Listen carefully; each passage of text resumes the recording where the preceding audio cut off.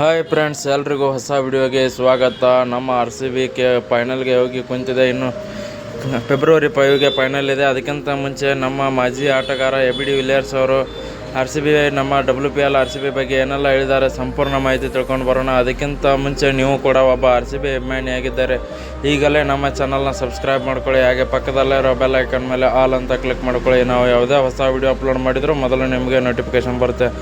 ಮೊದಲನೇದಾಗಿ ನೋಡೋದಾದರೆ AB de Villiers ಅವರು ನಮ್ಮ RCB ತಂಡ WPL ಅಲ್ಲಿ ಚೆನ್ನಾಗಿ ಪರ್ಫಾರ್ಮೆನ್ಸ್ ಕೊಟ್ಟು ಫೈನಲ್ಗೆ ಬಂದು ತಲುಪಿದೆ ಅಂತ ಹೇಳಿದ್ದಾರೆ. 8 ಮ್ಯಾಚಲ್ಲಿ ಕೇವಲ 2 ಮ್ಯಾಚ್ ಸೋತಿದೆ. ಹಾಗೆ ನೋಡೋದಾದರೆ ನಮ್ಮ RCB ತಂಡ ಬ್ಯಾಟಿಂಗಲ್ಲಿ ಆಗಿರ್ಬೋದು, ಬಾಲಿಂಗಲ್ಲಿ ಆಗಿರ್ಬೋದು ತುಂಬಾ ಸ್ಟ್ರಾಂಗ್ ಇದೆ.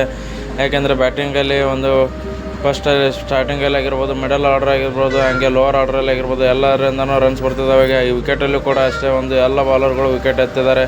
ಹಾಗಾಗಿ ಇದೇ ಥರ ಪ್ಲೇಯಿಂಗ್ ಎಲೆವನ್ನು ಕಂಟಿನ್ಯೂ ಮಾಡಬೇಕು. ಇವತ್ತು ಕಾಯ್ದು ನೋಡಬೇಕು ಯಾವ ತಂಡ ನಮ್ಮ ವಿರುದ್ಧ ಫೈನಲ್ ಆಡೋಕ್ಕೆ ಬರುತ್ತೆ ಅಂತ ಹೇಳಿ. ಗುಜರಾತ್ ಜೈಂಟ್ಸ್ ಎಲ್ಲ ಡೈಲಿ ಬರುತ್ತಾ ಅಂತ ಹೇಳಿ. ಹಾಗೆ ನಾನು ಕೂಡ ಸಮಯ ಸಿಕ್ಕರೆ ಫೈನಲ್ ವೀಕ್ಷಣೆ ಮಾಡೋಕ್ಕೆ ಬರ್ತೀನಿ ಅಂತ ಕೂಡ ಹೇಳಿದ್ದಾರೆ. ನೋಡೋಣ ಯಾವ್ಯಾವ ಪ್ಲೇಯರ್ಗಳು ಫೈನಲ್ ಮ್ಯಾಚ್ ನೋಡಲು ಬರ್ತಾರೆ ಅಂತ ಹೇಳಿ.